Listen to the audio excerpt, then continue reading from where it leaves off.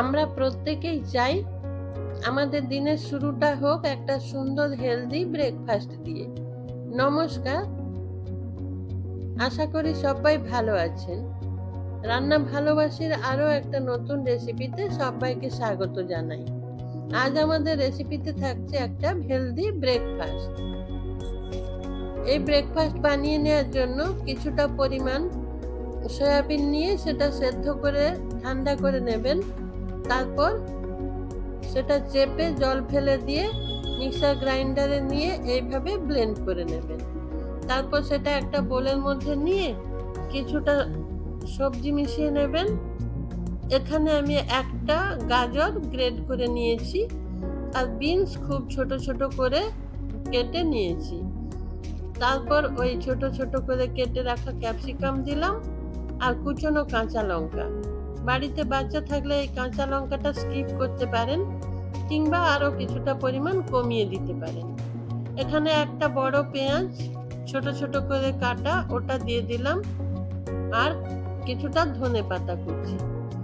এরপর হাফ চামচ গোটা জিরে আর হাফ চামচ কালো মরিচ বা গোলমরিচ গুঁড়ো আর অরিগ্যানো দিয়ে দেব হাফ চামচ। তারপর এখানে একটা ডিম ভেঙে দিয়ে দেব। একটা ডিম দিয়ে দেব আমি এখানে, আপনি চাইলে আরো একটা দিতে পারেন। আমি এখানে একটা ডিম ব্যবহার করেছি।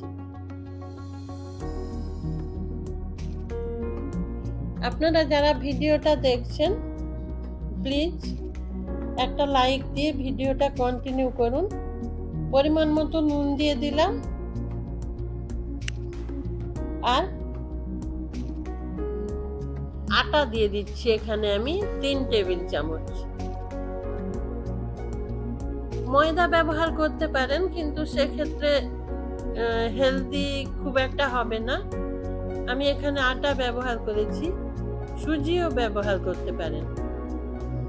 তারপর 100 গ্রাম দই ফেটিয়ে রেখেছিলাম ওটা দিয়েছি, দিয়ে এইভাবে সুন্দর করে মেখে নেবেন।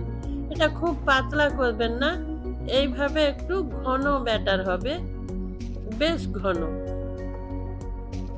এই যে দেখুন এরকম ঘন করে ব্যাটারটা বানিয়ে নেবেন। এদিকে ফ্রাই প্যান গরম করে নেব। তারপরে একটু বাটার ওর মধ্যে লাগিয়ে দেব ফ্রাই প্যানের মধ্যে।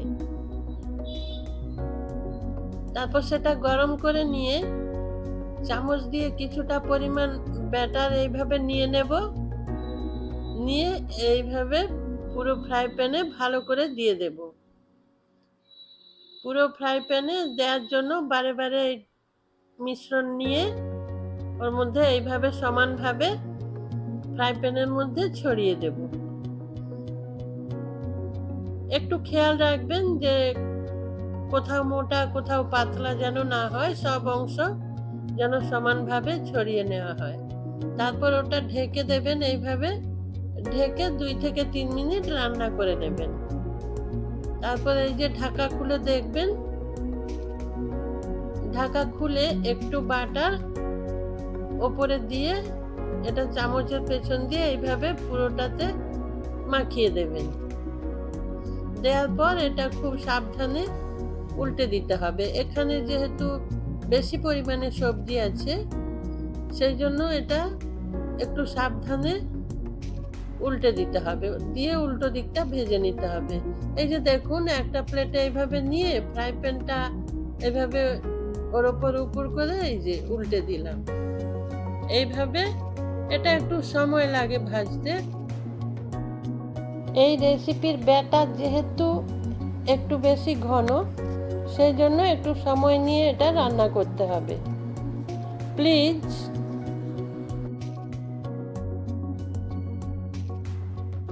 আমার চ্যানেলটা সাবস্ক্রাইব করে আমার পাশে থাকবেন।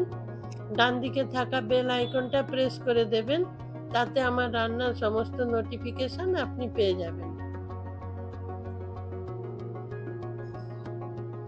একবার উল্টে দিয়েছিলাম, আবারও একবার উল্টো দিকটা উল্টে দিলাম। এইভাবে প্রত্যেকটা রান্না করে নেব।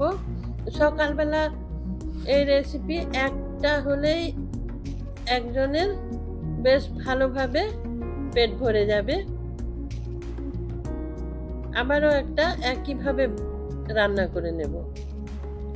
এটা সসের সঙ্গেও খেতে পারেন, কিংবা টক দইয়ের সাথে, রায়তার সাথে, কিংবা আপনার যেটা ইচ্ছা করবে শুধু চায়ের সাথেও খেতে পারেন। খুব সুন্দর টেস্টি একটা রেসিপি। যদি ভালো লাগে কমেন্টে আমাকে জানাবেন। আবারও একটা দিয়েছি, ওপর থেকে একটু বাটার লাগিয়ে দেব।